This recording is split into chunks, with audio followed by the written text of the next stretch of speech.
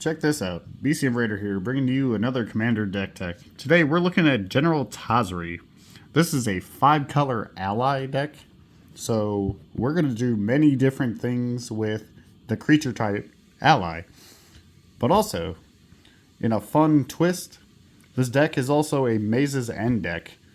So let's get right into it. When General Tazri enters the battlefield, we can search our library for any ally creature card we want.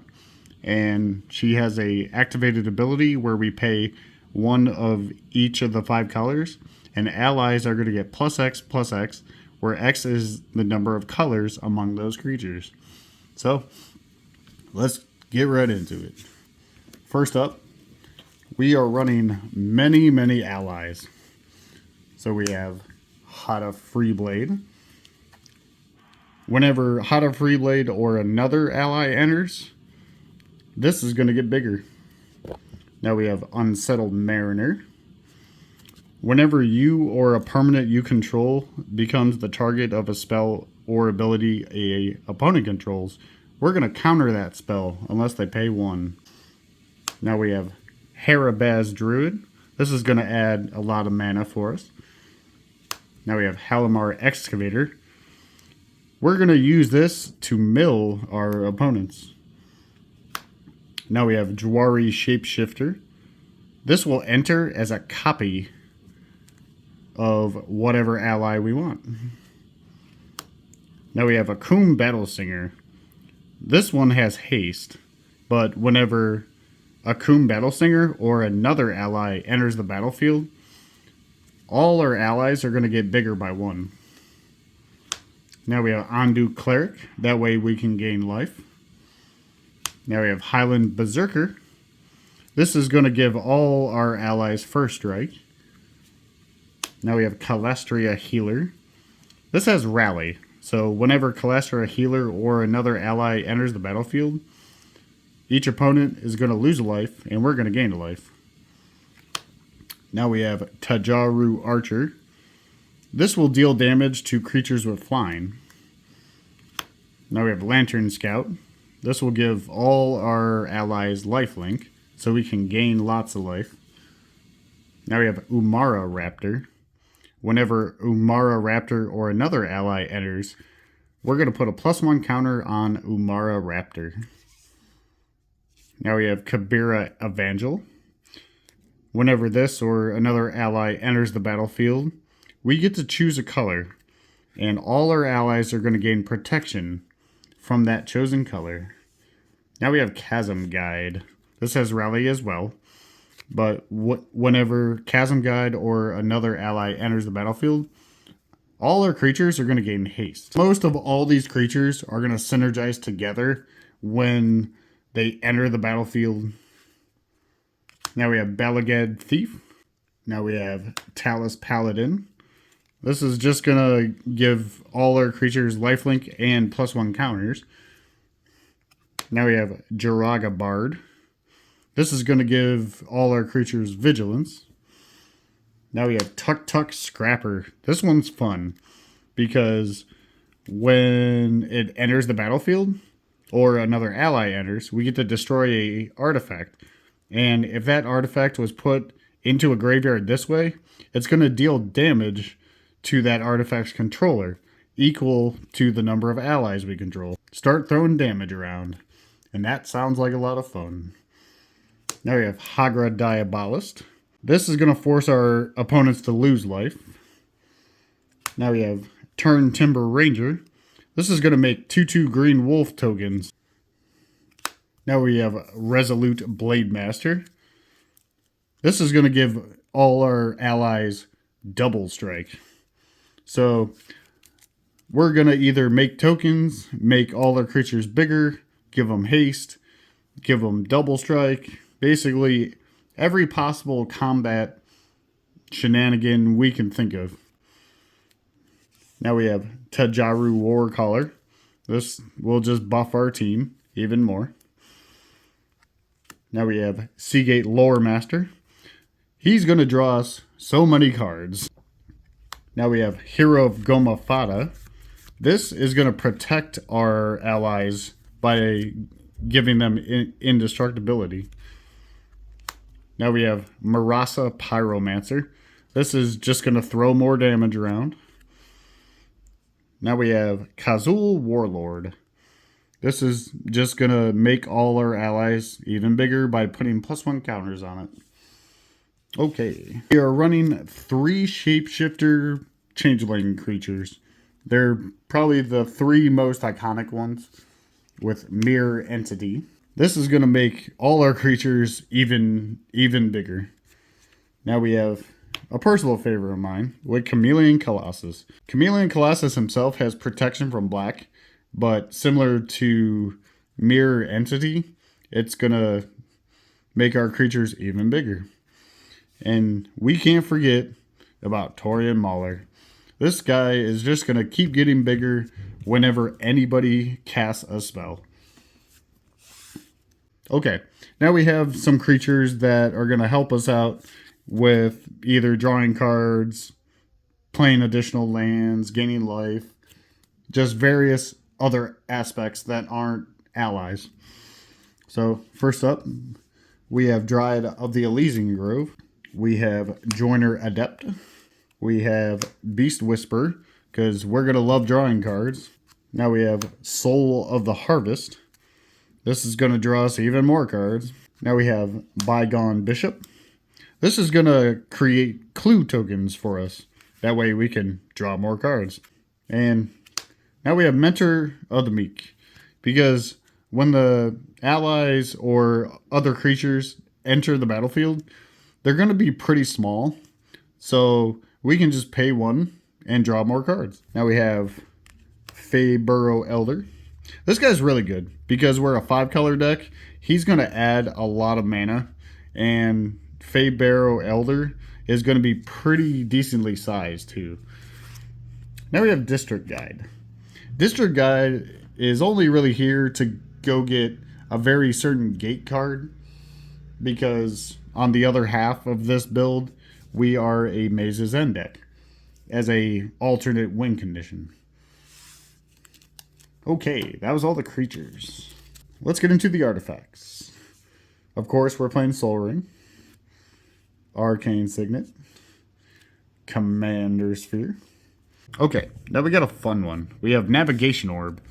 All we have to do, pay 2, activate this, sacrifice it, and we're going to kind of Kadama's Reach for either basic lands or, more importantly, 2 gate cards. One of those go into our hand and one goes on the battlefield tapped. Now we have Strionic Resonator.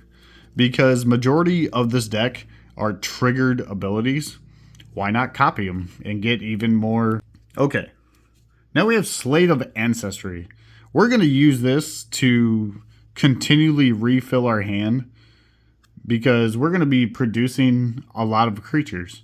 And 8 mana really isn't that much when you're producing that much mana. Now we got a fun one with Legacy Weapon. Because we're a 5-color deck, getting all 5 colors is not going to be difficult whatsoever. So we can just start exiling permanents. Okay. We are running 2 enchantments. We are running Descendant's Path, which is very powerful because at the beginning of our upkeep, we get to reveal the top card.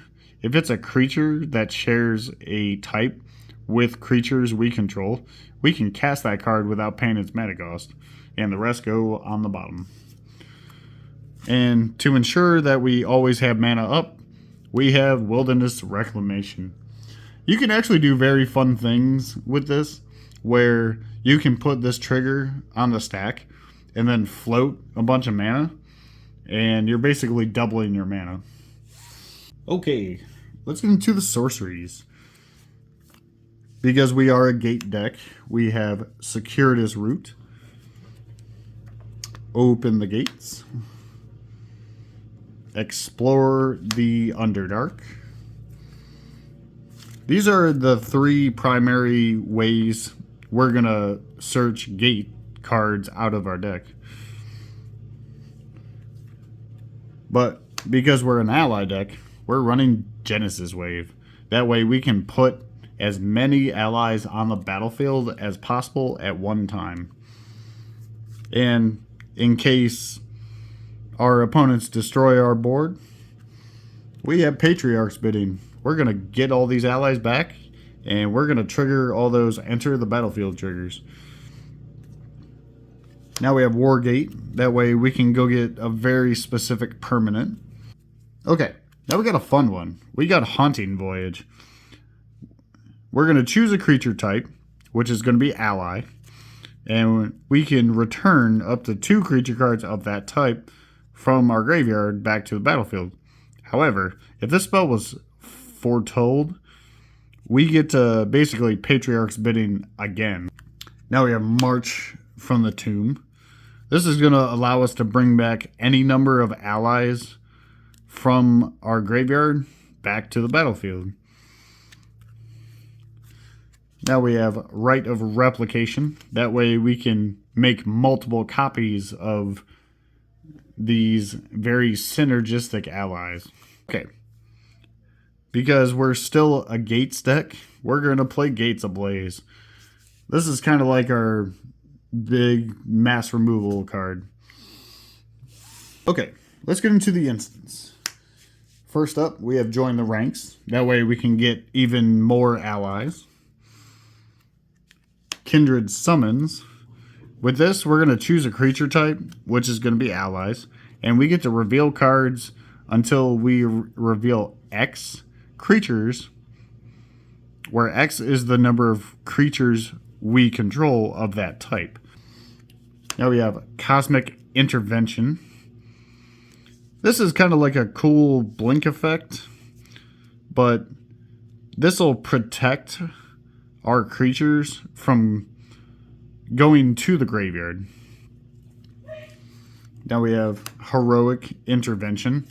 That way we can protect our board. Eerie Interlude. This is going to be fun because we're going to blink out our entire board, and our entire board is going to return all at one time. So we're going to have a lot of enter the battlefield triggers again. Similar to that, we have Ghostway. Ghostway is kind of the original.